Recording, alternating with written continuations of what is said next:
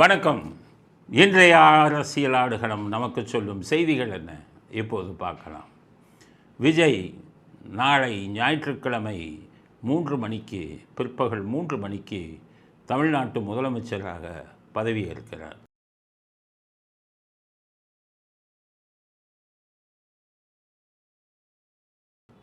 என்ன விஷயம், எவ்வளவு வேலை பண்ணிட்டாங்க பாரு. கடைசி வரை இந்த பிஜேபி ஒரு ஜனநாயக நாடு, மக்கள் தேர்ந்தெடுத்திருக்காங்க. அவங்களே வர்றதுக்கு என்னென்ன இது பண்ணணுமோ அத்தனையும் பண்ணுறாங்கன்னா என்ன அர்த்தம்? ரவின்னு ஒரு கவர்னர் இருந்தார், அவர் இருந்தால் அப்படி நடக்குமா?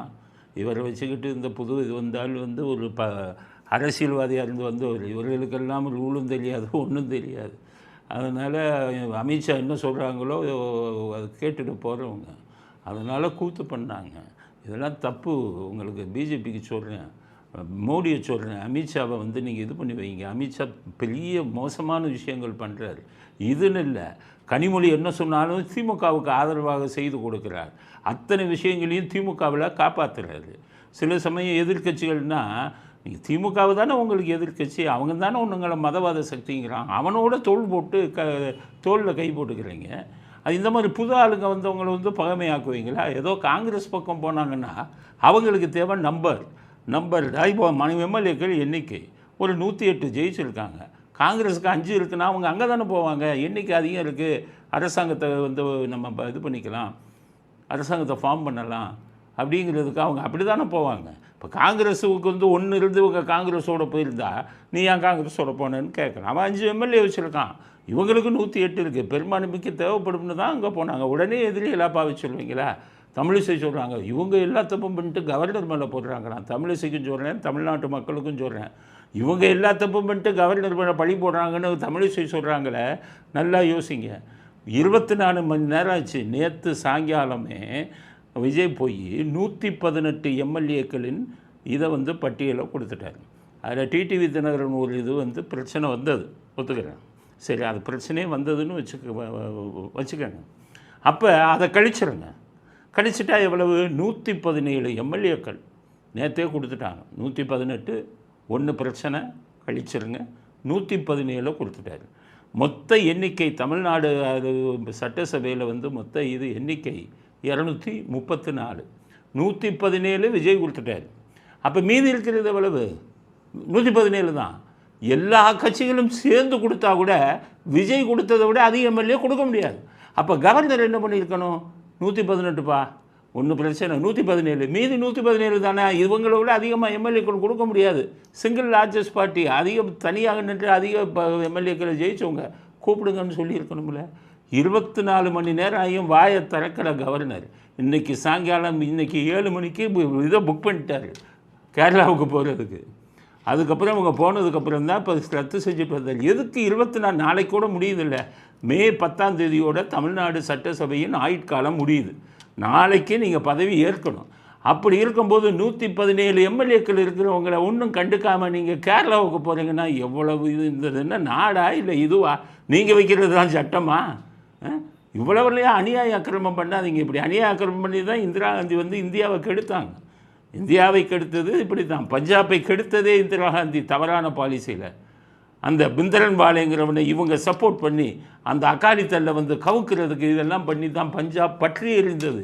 இந்திரா காந்தி காங்கிரஸ் அங்கே கொண்டு வரணும்னு நினைத்த சுயநலத்தில் நினச்சாங்க. அதனால தான் பஞ்சாபே பெரிய பிரச்சனையாச்சு.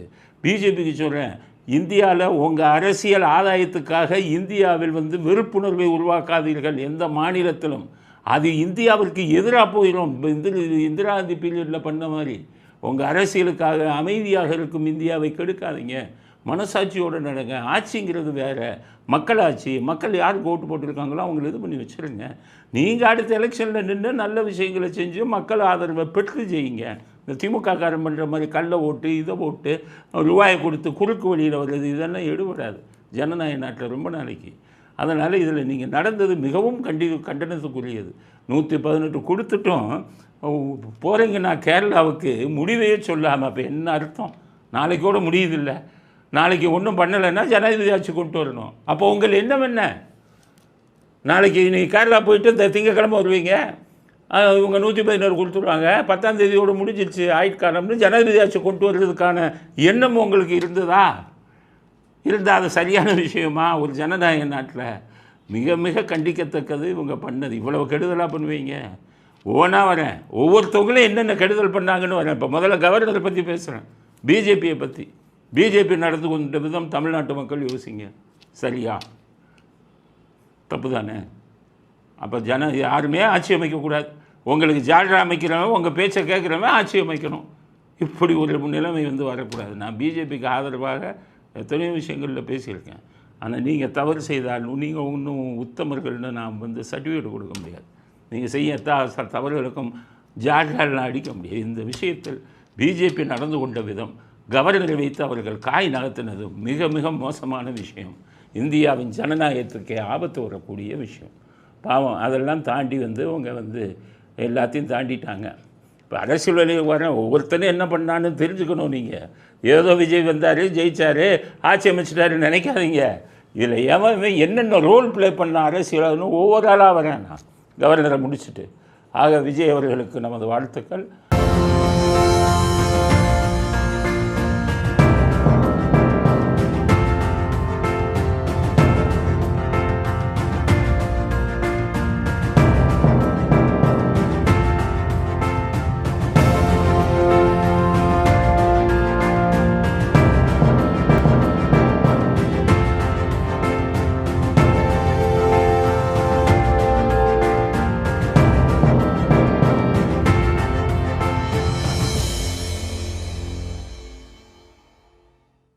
நல்ல வேலை. இன்றைக்கி என்னென்னு கேட்டிங்கன்னா,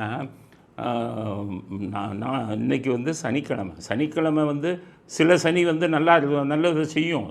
எல்லாமே சனிக்கிழமையெல்லாம் செய்ய மாட்டாங்க. ஆனால் இன்றைக்கி அஷ்டமி சனிக்கிழமை, அஷ்டமியில் எந்த நல்ல காரியத்தையும் செய்ய மாட்டாங்க. நான் நேற்றே யோசித்தேன், அஷ்டமியில் வர்ற சனிக்கிழமையை அது ஆட்சி பொறுப்பு எடுக்கிற மாதிரி வருது, இல்லை பிரச்சனைகள் வருமே, தலைவலி வருமேன்னு யோசித்தேன். அது இயற்கையே தடுத்து விட்டது. இன்றைக்கி கவர்னரே கெடுத்து இன்றைக்கி நல்ல வேலை தடுத்து விட்டது. நாளைக்கு நவமி தான், அது 3 மணிக்கு மேலே. அதனால் நவமியை பெருசாக பார்க்க மாட்டாங்க, அஷ்டமியை பெரிதாக பார்ப்பார்கள். அதுவும் நாளைக்கு ஞாயிற்றுக்கிழமை. ஞாயிற்றுக்கிழமைங்கிறது சூரிய பகவானுடைய நாள். அரசியலுக்கு சூரியனுடைய எஃபெக்ட் தான் மிக மிக தேவை. அதுவும் நாளைக்கு பாருங்கள், 10ஆம் தேதி 1 சூரியன், அது 10ங்கிறது எண் கணிதப்படி சூரியன். நாளைக்கு கிழமையும் சூரியன். அரசியலுக்கு சூரியன் தான் பிரதானம். அதனால் இந்த ஆட்சியை நல்ல நாளில் அரசியலுக்கு உகந்த ஒரு நாளில் எடுக்க வைக்கிறது. அஷ்டமியமும் தாண்டி விட்டது. இது நம்முடைய நம்பிக்கை, மற்றவங்க இதை நம்பணும்னு அவசியம் இல்லை. நான் என் கணிதப்படியும் ஜாதகத்து படியும் தான் இதை சொல்கிறேன். அதனால் விஜய் அவர்களுக்கு வாழ்த்துக்கள். நல்லாட்சி வழங்கட்டும். சுற்றி இருக்கிற வேலையெல்லாம் சொல்லிடுறேன், அரசியல்வாதி ஓடில், எல்லாம் ஓடில், ஒழுங்காக விடு. அவங்க எப்படி ஆட்சி செய்கிறாங்கன்னு பார்ப்போம். அதுவரை ஏதாச்சும் தொந்தரவு கொடுத்துட்டு பண்ணுனீங்க, முகத்திரை கிழிச்சிடுவோம். நீ எவன் என்னென்ன பண்ணுறன்னு உன் முகத்திரை கிழிக்கப்படும். யாரோ மக்கள் விரும்பி ஓட்டு போட்டிருக்காங்க, நல்லவங்களா கெட்டவங்களான்னு அப்புறம் பார்ப்போம். அவங்கள ஆட்சி செய்ய ஒழுங்காக விடுங்க. யாருடைய தலையீடும் இருக்கக்கூடாது. ஏன்னா இதில் இப்போ என்னென்னு கேட்டால், காங்கிரஸுக்கு மட்டும்தான் மந்திரி கொடுக்குறாங்க, மற்றவங்களுக்கெல்லாம் கொடுக்கல. Out side support. திருமாவளவன் கதையெல்லாம் வரேன், பெரிய கதை இருக்குது அரசியல்வாதிகள் பண்ணது. இன்னுமே என்ன பண்ணுவாங்கன்னு இருக்குது, ஒன்றா வருவோம். அதனால் விஜய்க்கு வாழ்த்துக்கள். நாளைக்கு பதவி ஏற்கிறாரு. எல்லோரும் சேர்ந்து அவருக்கு நம்ம இது கொடுக்கணும், அவருக்கு ஆதரவு கொடுக்கணும். எப்படி செய்கிறாங்க அப்படிங்கிறது அப்பப்போ விஜய் இதில் ஏதாச்சும் தவறு நடந்தால் நாங்கள் சுட்டி காட்டுவோம், இது தப்பு, இதை நீங்கள் பண்ணிக்கங்க அப்படின்னு சொல்லுவோம். அதனால் கூட இருப்பவங்களை அடக்கி வச்சு ஒரு நல்ல ஆட்சியை கொடுக்கணும் அப்படின்னு விஜய்க்கு முதலில் வாழ்த்துக்களை தெரிவிச்சுக்கிறோம். அடுத்தது யார் ஒவ்வொருத்தரையும் என்னென்ன பண்ணாங்க. முதல்ல ஸ்டாலின் எடுத்துக்கணும்.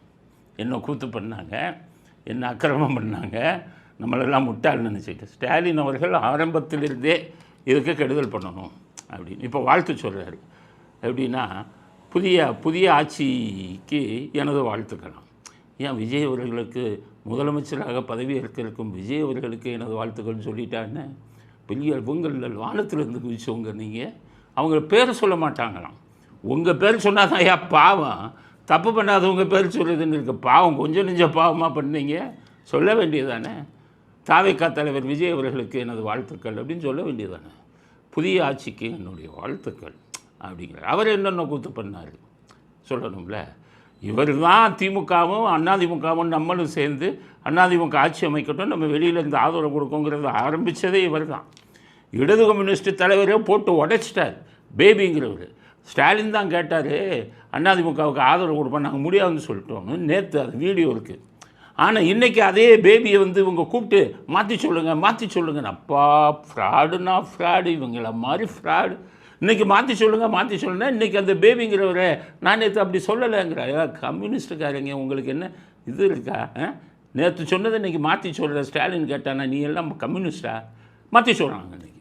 ஆக இவர் நல்லவங்கள பூரா கெடுத்துருவாங்கப்பா. இந்த திராவிடர் சொல்லியிருக்காங்க, சாயம் வெளுத்துருச்சு இவங்க போட்ட சதி திட்டம். அதிமுக தொண்டெல்லாம் தூக்கி சொல்லிட்டான். எடப்பாடியை காலி பண்ணிடணும், இனி கட்சியிலே இருக்கக்கூடாதுன்னு குதிச்சு எழுந்துட்டான். அவரே எடப்பாடி ஐயோ எனக்கு ரொம்ப நிலைமை மோசமாக இருக்குன்னு ஸ்டாலின்கிட்ட சொல்லியிருக்காரு. இதுக்கிடையில் ஸ்டாலின் இன்னொரு சதி திட்டம் பாருங்கள். இந்த சதி திட்டமெல்லாம் நீங்கள் தெரிஞ்சுக்கணும். அரசியல்வாதி எப்படிப்பட்டவன் நம்ம நாட்டில் எப்படி இருக்காங்கிறத தெரிஞ்சுக்கோங்க. ஸ்டாலின் என்ன பண்ணியிருக்காரு, இவர் நம்ம எடப்பாடியே முதலமைச்சர் ஆக்கிட்டு நம்ம வெளியில் இருந்து எல்லா அயோக்கியத்தனத்தையும் பண்ணுவோம், நமக்கு வேண்டிய அதிகாரி வச்சுக்கிட்டு பண்ணுவோம், நம்மளை கைது பண்ணக்கூடாத 1008 இது பண்ணி வச்சுருக்கோம். நேரு 1020 கோடி மாதிரி நம்ம பையனும் மருமகனும் 30,000 கோடி, நம்ம எத்தனோ 1000 கோடி ஊரை ஏமாற்றிக்கிட்டு கார் இல்லை வீடு இல்லைன்னு சொல்லிக்கிட்டு இருக்கோம். ஆனால் வந்து பிடிச்சாங்கன்னா நம்மளாம் மாட்டிக்குவோம், அதனால் அரெஸ்ட் வரப்போகும். அதனால் அதை தவிர்ப்பதற்கு எடப்பாடியை முதலமைச்சர் ஆக்கிறோம்னு ஸ்டாலின் வந்து எல்லா ஏற்பாடும் பண்ணார். இதுக்கிடையில் கிச்சன் கேபினட் அவங்க வீட்டில் என்ன சொல்லியிருக்காங்க, ஏங்க நம்ம 59 எடுத்துருக்கோங்க எம்எல்ஏ, ஏடிஎம்கே 47 தானே, அதனால் என்ன பண்ணுங்கள், முதல்ல வந்து நம்ம ஆட்சி அமைக்கிறதுக்கு ஒத்துக்குறன்னு சொல்லுங்கள், நம்ம தம்பியை வந்து முதலமைச்சர் ஆக்கிடலாம். யாரை? இவரை உதயநிதி. நம்ம தம்பியை முதலமைச்சர் ஆக்கிடலாம். 2.5 வருஷம் நம்ம தம்பி முதலமைச்சராக இருக்கட்டும், அதுக்கப்புறம் அடுத்த 2.5 வருஷம் எடப்பாடி முதலமைச்சராக இருக்கட்டும், இதை நீங்கள் கேளுங்க அப்படின்னு சொல்லியிருக்காங்க. இப்போ இவங்களுக்குள்ளே எல்லாம் பேச்சுவார்த்தை நடக்குது. இதுக்கிடையில் எடப்பாடிகிட்ட கேட்டால், எடப்பாடி என் பொழப்பே நாரி போச்சுப்பா, எல்லா அதிமுககாரனை அடிக்க வரான், இதில் உங்களை போய் முதலமைச்சராக்கினா ஏதோ ஒன்று என்னையும் முதலமைச்சராக்கினாலும் கொஞ்சம் சும்மா இருப்பான், உங்களை முதலமைச்சராக்கி எந்த அதிமுககாரன் ஒத்துக்குவான், இது ஒத்து வராதுன்ட்டு கை கழுவிட்டார். அதோட ஸ்டாலின் பார்த்தாரு, என்னடா ரொம்ப கேவலமாக போச்சு, இது தமிழ்நாடு பூரா காரி துப்புத, இவ்வளோ கெடுதல் பண்ணுறமென்ட்டு இந்த ஐயுஎம்எல்னு ஒரு ஜால்ரா கூட்டம் இருக்குது, இந்தியன் யூனியன் முஸ்லீம் லீக், காதர் முஹைதீன் ஜால்ரா அவர் போய் பேசாமல் காதர் முஹைதீன் உங்கள் கட்சியை திமுக யூனியன் முஸ்லீம் லீக்னு மாற்றிக்கங்க. நீங்கள்லாம் ஒரு கட்சி, உங்கள் இன மக்களுக்கு அந்த மதத்தை சார்ந்த மக்களுக்கு பச்சை துரோகம் பண்ணுறீங்க. உடனே அவர்கிட்ட சொல்லி இவர் ஸ்டாலின் நீங்களும் ஆதரவு கொடுங்க. அவருக்கு எடுக்காது, ஏன் சார் நான் எதிர்க்க ஆதரவு, எங்களை கைது பண்ணுவான், நீங்கள்லாம் ஆதரவு கொடுத்துட்டு நாளைக்கு போய் நிற்கலாம், நீங்கள் ஸ்டாலினை கைது பண்ணக்கூடாது, இதெல்லாம் உதயநிதியை பண்ணக்கூடாதுன்னெல்லாம் நீங்கள் சொல்லணும், அதனால் நீங்களே போய் வழியே ஆதரவு கொடுங்க. அவர் விஜய் இப்போ டிவிக்கே கேட்கல ஆதரவை, இப்போ ஐயுஎம்எல் நான் ஆதரவு கொடுத்துட்டேன். விசிக்கு எப்படி ஆதரவு கொடுத்தாங்கங்கிறது பெரிய கதை, அதுக்கு அடுத்து வரும். இப்போ முதல்ல ஸ்டாலினை பற்றி அப்படின்ட்டாங்க. உடனே ஸ்டாலின் புதிய அரசுக்கு எனது வாழ்த்துக்கள், மீசையில் மண்ணு ஓட்டல அப்படின்னு. அதுவும் இவருக்கு வந்து இந்த உதயநிதியை சிஎம் ஆக்குவோன்னு பேசும்போது காதுக்கு போயிடுச்சு இவங்களுக்கு கனிமொழி. அவங்க வந்துக்கிட்டு நான் உதயநிதி ஆக்குனா அப்புறம் நம்ம நிலைமை அவ்வளோதான் அப்படின்ட்டு, இதற்கு நான் ஒத்துக்கொள்ள மாட்டேன்ட்டு ஸ்டாலின்ட்ட. ஸ்டாலின் பார்த்தாரு, இந்த அம்மா எதையாச்சும் குழப்பம் பண்ணிடும், நமக்கு ரொம்ப கேவலமாயிடும், இப்போவே காரி துப்புறோம், அவ்வளோ தூரம் எல்லா பேரும் துப்புறோம், அதனால் சரிப்பா அது முடியலை, இதை விட்டுடலான்னு சொல்லி அதோடு விட்டுட்டாங்க. ஸ்டாலின் இவ்வளோ வேலை பண்ணிவிட்டு விட்டார். அடுத்தது எடப்பாடி என்ன பண்ணாருன்னு சொல்லணும்ல. எடப்பாடி என்ன பண்ணிட்டாரு தெரியுமா, அவரும் புதிதாக ஆட்சி அமைக்கும் கட்சிக்கு எனது வாழ்த்துக்கள். அவரும் பேர் சொல்ல மாட்டாராம், யார் பேர், விஜய் பேர், ரொம்ப கேவலமாக. ஏன்னா நாங்கள் எம்ஜிஆர் காலத்தில் இருந்துருந்தோம், எம்ஜிஆர் காலத்தில் இருந்தீங்க, எம்ஜிஆர் கொள்கைகளுக்கு மாறி எப்படி போனீங்க அதெல்லாம் சொல்லுங்கள். திமுகவோட கூட்டணி வச்சு ஆட்சி அமைக்கணும்னு இப்போ என்றைக்கு முடிவு எடுத்தீங்களோ அன்றைக்கே முடிஞ்சு போச்சு. நீங்கள் அதிமுக தொண்டர்கள் இல்லை, வெளிநாட்டில் இருக்கிற அதிமுக தொண்டர்கள் நிறைய பேர் எனக்கு ஃபோன் பண்ணி கட்சியை காப்பாற்றுங்க எடப்பாடிட்டு இருந்துன்னு கேட்குறாங்க. என்றைக்கு திமுகவுடன் கூட்டணி வைக்கணும்னு நினைச்சிட்டாலே ஒரு அதிமுக தொண்டன் கூட அவருக்கு ஆதரவு கொடுக்கக்கூடாதுன்னு வெளிநாட்டில் இருக்கும் பல தமிழர்கள் அழுகிற மாதிரி பேசுகிறாங்க. ஆக கூடிய விரைவில் உங்களிடமிருந்து கட்சியிலிருந்து நீங்கள் நீக்கப்படுவீர்கள், கட்சி உங்களிடமிருந்து காப்பாற்றப்படும். அந்த மாதிரி அவர் இதில் சொன்னார். இப்போ என்ன ஆச்சு, மொத்தம் 47 எம்எல்ஏ இன்றைக்கி மீட்டிங் போட்டார். 5 எம்எல்ஏ வரல. 5 எம்எல்ஏ வரல. ஏன் வரல? ஏன் திமுகவுக்கு கூட்டணி செய்கிறேன்ட்டு இன்னும் கூட்டமாக நடத்துகிறேன்ட்டு வரல. இப்போதைக்கு 5. எனக்கு கிடைத்த தகவல் இன்னும் 20 பேர் வந்து எடப்பாடிக்கு எதிராக இருக்கிறார்கள். அவர்கள் எந்த நேரத்திலையும் தனி அணியாக வந்து விஜய் பக்கம் சேரலாம். மொத்தம் 31 to 33 எம்எல்ஏக்கள் வந்து வெளியில் வந்துட்டால் கட்சி தாவல் தடை சட்டத்தில் வராது. இதுதான் நிலைமை. அதனால் 5 பேர் போனதோட எடப்பாடிக்கு பயம் வந்துருச்சு. யாருன்னு அதில் ஒரு 5 இதில் போனவங்க இந்த லீமா ரோஸ், அதாவது லீமா ரோஸுங்கிற எம்எல்ஏ லால்குடியிலேருந்து ஜெயிச்சா அதிமுக எம்எல்ஏ. அவங்க தான் முதல்ல சொல்லிட்டாங்க அதிமுக போகிற போக்கு சரியில்லைன்னு. ஏன்னா அவங்கெல்லாம் ஸ்டாலினால் பாதிக்கப்பட்டோம். 600 கோடியை வாங்கிக்கிட்டு மார்ட்டின்ட்ட உதயநிதி லாட்ரின்னு கேரளுக்கு போயிருக்கேன்னாரு. கேலி பண்ணார். அப்போ சார்லஸ் மார்ட்டினுடைய பையன், என்னையா கேலி பண்ணுற, என்கிட்ட 600 ரூபா வாங்கின லஞ்சம் வாங்கினீங்க ஞாபகம் இருக்கான்ட்டு. ஆக திமுக அவங்களுக்கு எதிரி. எடப்பாடி அவரோட போய் கூட்டணி வந்து சபா அமைப்பாரா? இவங்கெல்லாம் வந்து சப்போர்ட் பண்ணுமா? லீமா ரோஸ் இப்போ சொல்லிட்டாங்க முடியாது ஒத்துக்குதில்லை. உடனே எடப்பாடி, என்னம்மா நான் தான் உனக்கு சீட்டு கொடுத்தேன். அவங்க சொல்லியிருக்காங்க, சும்மாவை சீட்டு கொடுத்தீங்க, எத்தனை கோடி வாங்கினீங்க? அவங்க என்ன கட்சிக்காரவங்களா? எடப்பாடிக்கு கேட்குறேன். கட்சி விசுவாசிகளுக்கு நீங்கள் வந்து பதவி கொடுத்துருந்து எம்எல்ஏ கொடுத்துருந்தா விசுவாசமாக இருப்பான். 100 கோடி 50 கோடின்னு லஞ்சத்தை வாங்கிக்கிட்டு வந்து இதுக்கு அதிமுகவுக்கு சம்மந்தம் இல்லாத ஆட்களுக்கு சீட்டு கொடுத்தா அதிமுக உருப்படுமா? எம்பியில் வந்துக்கிட்டு கோடீஸ்வரங்களுக்கு சீட்டு கொடுத்தாரு. அதிமுக தொண்டர்களுக்கு கொடுத்தாரு. எத்தனை கோடீஸ்வரங்களை அதிமுகவுக்கு சம்மந்தம் இல்லாதவங்களுக்கு கொடுத்தாரு. அது மாதிரி லீமா ரோஸ் நீ ரூபாய் வந்துட்டு தானே கொடுத்தா வெளில போகிறாங்க. 5 பேர் ரெடி. இன்றைக்கி மீட்டிங்கில் கலந்துக்கலை. இன்னும் 20 பேர் அப்படியே மறைமுகமாக உட்காந்துருக்காங்க. அவர்கள் ஒரு இது மாதிரி ஃபார்ம் பண்ணி தாவைக்காவு பக்கம் போய் சேர்ந்துட்டாங்கன்னா தாவைக்கா யாரை பற்றியும் கவலைப்பட வேண்டியதில்லை. அப்போ 5 வருட ஆட்சி இதை வந்து அவங்க முடிவு பண்ணிடலாம். அதனால் எடப்பாடி நிலைமை இவங்களுக்கு இது பண்ணதுனால திமுக ஆதரவுடன் ஆட்சி அமைக்கணும்னு நினச்சி அசிங்கப்பட்டு அவரும் வந்து செய்ய வேண்டிய கட்டதெல்லாம் செஞ்சு பார்த்துட்டு ஒன்றும் முடியலைன்னு அவரும் புதிதாக ஆட்சி அமைக்கவிருக்கும் அரசாங்கத்துக்கு என்னுடைய வாழ்த்துக்களை தெரிவித்துக் கொள்கிறேன்னு முடிச்சிட்டார். அவர் கதை இந்த கதை. ஏன்னா அடுத்து முக்கியமாக திருமாவளவனுக்கு வருவோம். அப்பா 2 சீட்டை ஜெயிச்சுட்டு இந்த அலுப்பண்ணுன கூத்து என்னமோ வானகிஷாடா. 108 ஜெயிச்சவங்க வந்து பந்தா பண்ணலை. கேவலம் 2 சீட்டை ஜெயிச்சுட்டு அவர் அங்கே உட்காந்துக்கிறாரு. 4 மணிக்கு அறிவிப்பேன், முதல்ல 2 மணிக்கு அறிவிப்பேன். என்ன அறிவிப்பீங்க? 2 பேரை வச்சுக்கிட்டு அப்புறம் வந்துக்கிட்டு 4 மணிக்கு அறிவிப்பேன். அங்கே பூரா கட்சியில் வந்து என்ன அந்த கட்சிக்காரன் எல்லாம் ரூபா கொடுத்து கூட்டிகிட்டு வந்து எல்லாத்தையும் நிற்க வச்சு இந்த டிவிக்காரங்களுக்கு உங்களுக்கெல்லாம் மூளையே இல்லையா? யாருக்கு விளம்பரம் கொடுக்குறீங்க? 2 சீட்டை வச்சுட்டு அவர் ஏதோ சொல்லணுங்கிறாரா? எல்லா டிவிக்காரனா அங்கே போய் க்யூவில் நிற்கிறீங்களேன்னு செய்தி கிடைக்கலையா? வெக்கமா இல்லையா உங்களுக்கெல்லாம்? மக்களுக்கு நல்ல விஷயத்த சொல்லுங்கய்யா. 2 பேர் சீட்டை வச்சுக்கிட்டு அந்த ஆள் ட்ராமா பண்ணுறாரு. எல்லா டிவிக்காரனும் அங்கே வச்சுக்கிட்டு லைவ் மாதிரி போட்டுக்கிட்டு இருக்கீங்க.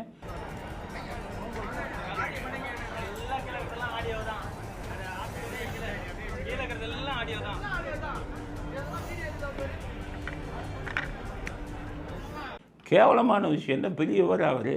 2 சீட்டுக்கு அவர் பண்ணுன்னு அழைப்பார். அதுக்கப்புறம் ஏன் அவ்வளோ லேட் ஆச்சுன்னா அதில் பல கதைகள் வருது. ஏன் திருமாவளவன் அன்னைக்கு 4 மணி வரை இது பண்ணாருன்னா நிறைய பேரம் நடந்திருக்குன்னு சொல்கிறாங்க. முதல் பேரம் அவர் என்ன சொன்னாராம், ஸ்டாலின் மீதோ திமுக தலைவர்கள் மீதோ எந்த கைது நடவடிக்கையும் எடுக்கக்கூடாதான். ஸ்டாலின் மட்டும் எல்லாத்தையும் கைது பண்ணி உள்ள தள்ளுவார். இவர் 30,000 கோடி சம்பாதிப்பார். இவங்களை கைது பண்ணி உள்ள தள்ளக்கூடாதான். எங்கள் கோரிக்கையே அதுதானே.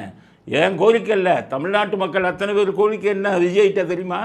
10 லட்சம் கோடியை கடனை வச்சுட்டு அரசியல்வாதி எல்லாம் கோடிக்கணக்கில் கொள்ளையடிச்சிட்டு வெளிநாட்டில் முதலீடு பண்ணி ஊரை ஏமாற்றிக்கிட்டு இருக்கான்.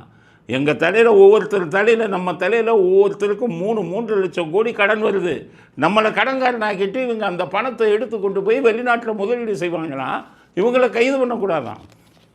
எல்லாத்தையும் கைது பண்ணணும்.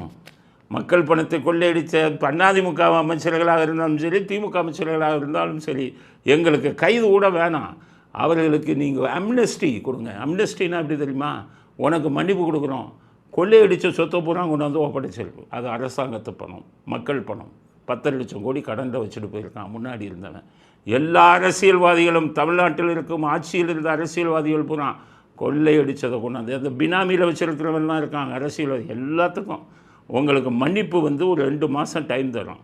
2 மாதத்துக்குள்ளே நீ வச்சுருக்கிற கொள்ளையடித்த அத்தனை பணத்தையும் கொடுத்துட்டேன்னா உன்னை கைது பண்ணலை. நான் வந்து உங்கள் கடனை அடைக்கணும், விஜய் அறிக்கை விடுங்க. அவன் கொண்டாந்து கொடுத்தா விட்டுருங்க, கொடுக்கலைன்னா விஜிலன்ஸ் அண்ட் ஆன்டி கரப்ஷன் அவங்கள கூப்பிடுங்க. இந்த மூர்த்தி வந்து இந்த ஆட்சிக்கு அவங்க இருக்கும்போது என்ன பண்ணாருன்னு உங்களுக்கு சொல்கிறேன். பதிவுத்துறையில் எந்தெந்த சொத்துக்கள் வந்து பிரச்சனைக்குரிய சொத்தாக இருக்குது, வெளிநாட்டில் ஏமா இருக்கான், இதெல்லாம் எடுன்னு சொல்கிறான். சொல்லி அவங்க வந்து அந்த பதிவுத்துறையில் எந்தெந்த பிரச்சனை இது இந்தந்த சொத்துன்னா அதெல்லாம் ரவுண்ட் பண்ணி மூர்த்தி வச்சுக்கிட்டு இதை பூரா நம்ம பேரில் நம்ம பினாமி பேரில் ரிஜிஸ்டர் பண்ணணும். சென்னையில் ஒரு பெரிய அதிகாரி இருந்தால் அவர்கிட்ட போலீஸ்க்கு வரணும், நீங்கள் இது பண்ணிக்கோங்க. அவர் சொன்னார் எனக்கு பங்கு கொடுங்க, ரைட்டு உனக்கும் பங்கு கொடுத்துறேன். இந்த கூட்டம் பூரா பதிவுத்துறையை வச்சு அப்பாவிங்க சொத்து எத்தனை சொத்துக்களை வெளிநாட்டில் இருக்கிறவன்லேருந்து அவர் அத்தனை விலை மதிப்பில்லாத சொத்துக்களை பூரா பத்திரம் போட்டான். இதுக்கு முதல்ல என்கொயரி வைக்கணும். இதில் எந்தெந்த அதிகாரிகளுக்கு இந்த விஷயம் தெரியும்னு நான் பேரை சொல்கிறேன் விஜய்க்கு. அவங்கள வச்சு கமிஷனு போட்டு பதிவுத்துறையில் எத்தனை சொத்துக்களை இங்கே அதிகாரிகள் ஐபிஎஸ் அதிகாரிகள் உள்பட கொள்ளையடிச்சாங்கங்கிறதுக்கு ஆதாரங்களுடன் சொல்கிறேன். எல்லா இதையும் மீட்டு பாவம் அந்த சொத்துக்கு அதிபதி இருக்கான அந்த சொத்துக்கு உரிமையாளன் அவன்கிட்ட ஒப்படைங்க. ஜெயலலிதா இருக்கும்போது இவங்க ஆட்சி முடிஞ்ச உடனே land grabbing case, land grabbing wing நிலபகிர்ப்பு பிரிவுனே ஓப்பன் பண்ணாங்க. 900 கேஸு பாதிக்கப்பட்டவன்லாம் ஏன் நிலத்தை எடுத்துட்டான், ஏன்னா அதே மாதிரி இப்போ எடுத்துருக்காங்க. இதில் போலீஸ் அதிகாரிகளுக்கும் தொடர்பு உண்டு. 500 கோடி ரூபாய் சொத்து இந்த இதில் சம்பாதித்த போலீஸ் அதிகாரிகள்லாம் இருக்காங்க அப்படின்னா அவங்க வந்து எனக்கு இது கொடுக்குறாங்க. இதில் பத்திரப்பதிவில் இருக்கக்கூடிய அதிகாரிகள் உள்ள நடந்திருக்கு சாருங்கிறாங்க.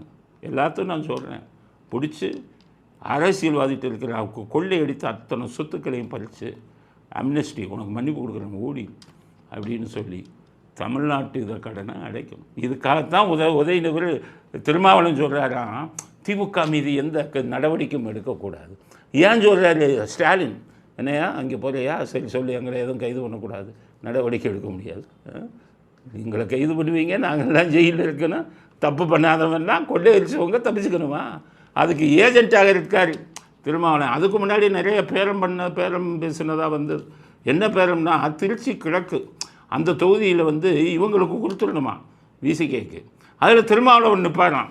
நின்று எம்எல்ஏ ஆகிட்டு துணை முதலமைச்சர் அது கேட்டது ஒத்து வரல, அவங்க விஜய் கட்சியில் முடியாதுன்ட்டாங்க.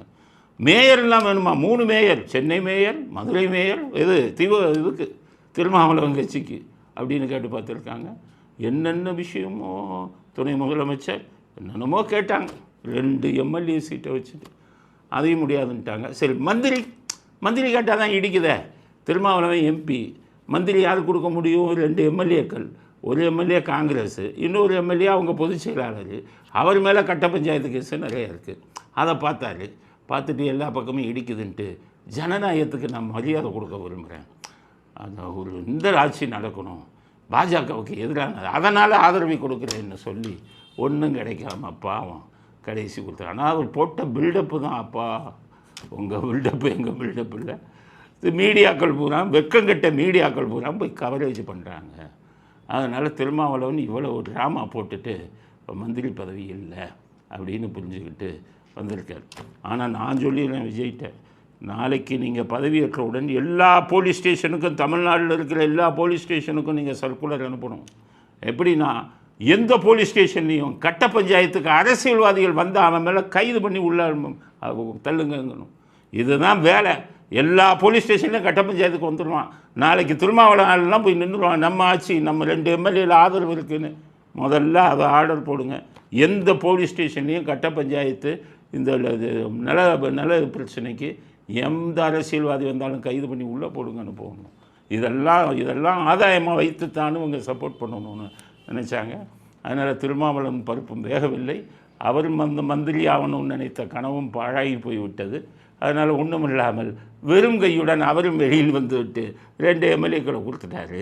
இதை பார்த்தோன்னே ஸ்டாலின், ஏப்பா முஸ்லீம் லீக் நீ போப்பா, நீ ஏதாச்சும் நாளைக்கு என்னை அரெஸ்ட் பண்ண வந்தால் ப்ரெஷர் கொடு. இவங்க ஊரான பூரா அரெஸ்ட் பண்ணுவாங்களாம். உங்கள் அப்பா அப்படி தானே. உங்கள் அப்பா என்ன சொன்னார், என்னை அவனும் கை வைக்க முடியாது, என்னை எவனும் கைது பண்ண முடியாது. நான் எல்லாத்தையும் கைது பண்ணேன். துணித்தாளில் ஜெயலலிதாவை கைது பண்ணேன். என்னை எவனும் ஒன்றும் பண்ண முடியாது. அந்த வீடியோவை இருக்க போட்டு காமிக்கிறேன். என்னை எவனும் அடிக்க முடியாது. நீ ஞாபகம் வச்சுக்க. உன்னால் கூட அடிக்க முடியாது. நான் திருப்பி அடித்தா தாங்க முடியாது உன்னால். இது ஜெயலலிதா அந்த வீடியோவை பார்த்தாங்க.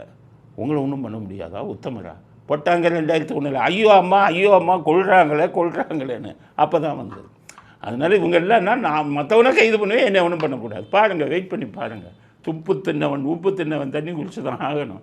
அதனால் இந்த அரசாங்கம், விஜயின் அரசாங்கம் இந்த விஷயத்தில் காம்ப்ரமைஸே கிடையாது, யாரோடையும் உடன்பாடு கிடையாது அப்படிங்கிறத திருமாவளவன் போட்ட ட்ராமாவில் சொல்லணும். அடுத்தது டிடிவி தினகரன் போட்ட ட்ராமா, அது பெரிய ட்ராமா. அவருக்கு ஒரு எம்எல்ஏ இருந்தது. அவங்க என்ன பண்ணிவிட்டார் எம்எல்ஏல, இவங்க என்ன பண்ணிட்டாங்க, இவர் செங்கோட்டையன் அந்த எம்எல்ஏட்ட பேசுகிறாரு, என்னையா விஜய்க்கு ஆதரவு கூடியான ஒன்று அவர் செயல் வரேன்ட்டார். வந்த உடனே காரில் வர்றார். அங்கே திருமாவளவன் வீட்டை சொல்லிட்டு டிடிவிகிட்ட சொல்லி அந்த பக்கத்தில் சொந்தக்காரன் கூட பார்த்துட்டு வரேன் அப்படின்ட்டு போய் நேராக விஜய் ஆதரவு கடிதத்தில் கைது போட்டார். அவங்க என்ன பண்ணிட்டாங்க, இவங்க நாளைக்கு பெல்ட் அடிப்பாங்க, அதை அப்படியே வீடியோ எடுத்துட்டாங்க. வீடியோ எடுத்த உடனே சரின்னு கையெழுத்து போட்டு கொடுத்துட்டு போயிட்டார். போன உடனே கவர்னர்கிட்ட அந்த 118 இதில் இவர் இதையும் சேர்த்து கொடுத்துட்டாங்க. இது அறிந்த உடனே அவர் துள்ளி குதித்து விட்டார். யார், நம்ம டிடிவி தினம். குதிரை பேரம் பண்ணுறீங்களே, வெக்கமா இல்லையாங்கிறது என்ன?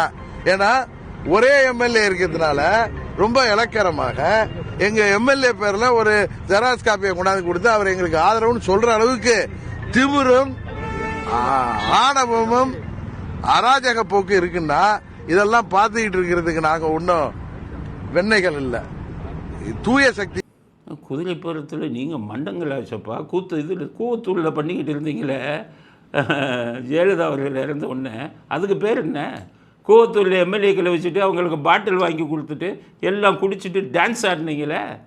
இவர் சொல்கிறாரு, உங்கள் இப்போ இதில் விட்டு போனார் கருணாஸ், சினிமா நடிகர்கள்லாம் நான் ஏற்பாடு பண்ணி கொடுத்தேங்கிறாரு உங்கள் குதிரை பேரத்துக்கு. இதை விட கேவலமாக அவங்க பண்ணிட்டாங்க. குதிரை பேரமாக கையெழுத்து வாங்கியிருக்காங்க சொல்கிறாங்க. இந்த வீடியோ இருக்குது, அவர் தான் போட்டார். ஒன்று அது ஃபோர்ஜரியாக இருக்கும், அல்லது ஹார்ஸ் ட்ரேடிங் நடந்திருக்கிறதுக்கு வாய்ப்பு இல்லை. அது ஏஐல பண்ணது, செயற்கை நுண்ணறிவில் இவங்க ஏதோ இது பண்ணிட்டாங்கிறது. இதே மாதிரி பார்த்து பண்ணிருக்கலாம், போட்டோவை பார்த்து பண்ணிருக்கலாம். பச்சை கயிறு ஒரு நாளாக கட்டிட்டு இருக்காரு யார், டிடிவி. அவருக்கு செயற்கை நுண்ணறிவுனா என்ன தெரியும்? இயற்கை நுண்ணறிவு அவருக்கு இல்லை, செயற்கை நுண்ணறிவு அவருக்கு தெரியாது. செயற்கை நுண்ணறிவுன்னார். நான் திரும்ப அவருக்கு சொல்கிறேன், டிடிவிக்கு அந்த இதை கொடுங்க, அது அவரோட கையெழுத்து தாங்கிறதுக்கு சர்டிஃபிகேட்டு நான் கொடுக்குறேன். அப்போ வச்சுக்கிறீங்களா? ஏன் இந்த பொழப்பு பிடிக்கிறாங்க? விஜய் பெரிய ஹீரோவா? ஆமாம், ஒரு ஹீரோ தான். நீங்களா ஹீரோ? எத்தனை படத்தில் நினச்சிங்க? 108 சீட்டில் ஜெயிச்சிட்டா பெரிய ஆளா? ஆமாம், 108 சீட்டில் ஜெயிச்சா பெரிய ஆள் தான். நீங்கள் ஆர்கே நகரில் ஒரு சீட்டுக்கு 20 ரூபா டோக்கனை கொடுத்துட்டு அசிங்கப்பட்டீங்களே, அப்போ உங்களை விட ஒரு பெரிய ஆள் தான். இந்த மாதிரிலாம் பண்ணிட்டான். இந்த மாதிரினா நான் எத்தனை சிஎம்மாக பார்த்துருக்கேன், எத்தனை 30 வருட வாழ்க்கைங்கிறார்.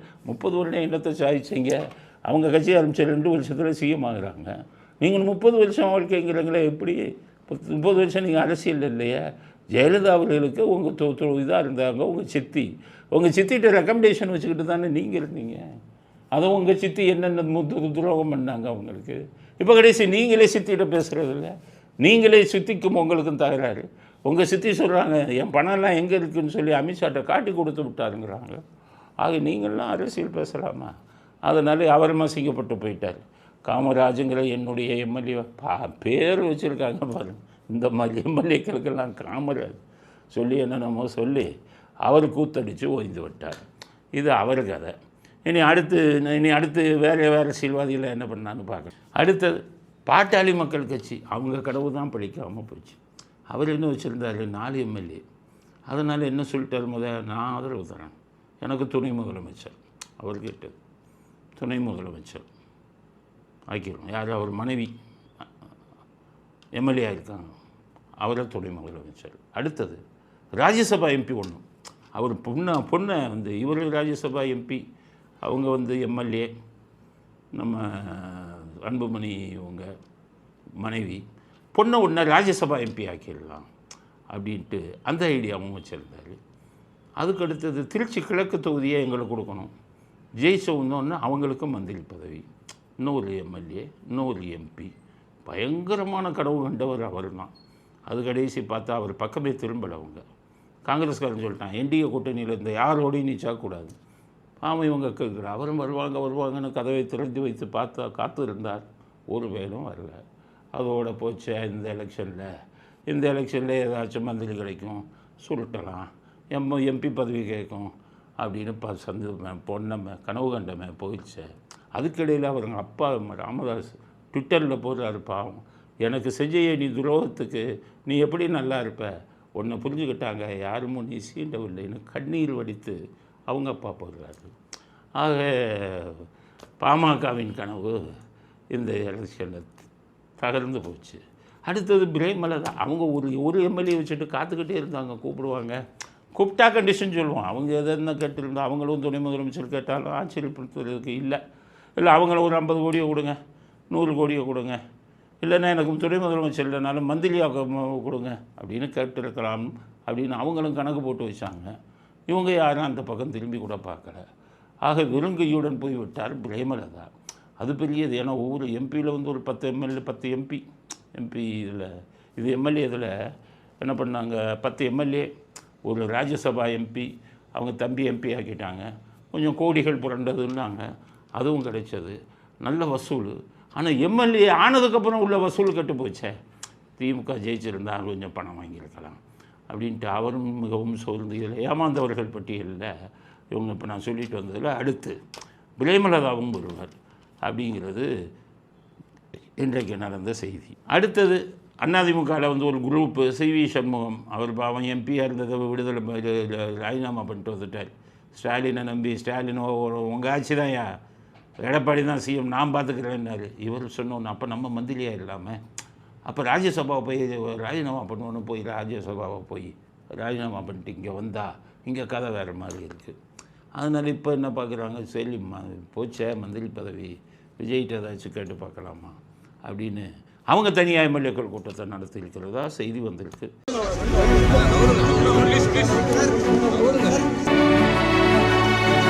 எடப்பாடி தனியாக எம்எல்ஏக்கள் கூட்டத்தை நடத்துகிறதா செய்தி வந்திருக்கு. ஆக எங்களுக்கு கிடைத்த செய்திகளின்படி அதிமுகவிலிருந்து ஒரு பெரிய குரூப் அதிமுகவை விட்டு விலகி விஜய்ட்டு வருவதற்கான வாய்ப்புகள் இருக்கின்றன. அப்படி வந்தால் விஜய் அதை யூஸ் பண்ணிக்கோங்க. யூஸ் பண்ணிட்டு அவங்களெல்லாம் உங்களுக்கு ஆதரவாக வச்சுட்டு இவங்களெல்லாம் திருமாவளவன் இந்த பிரச்சனை பண்ணுற குரூப்பெல்லாம் விரட்டி விட்டுருங்க.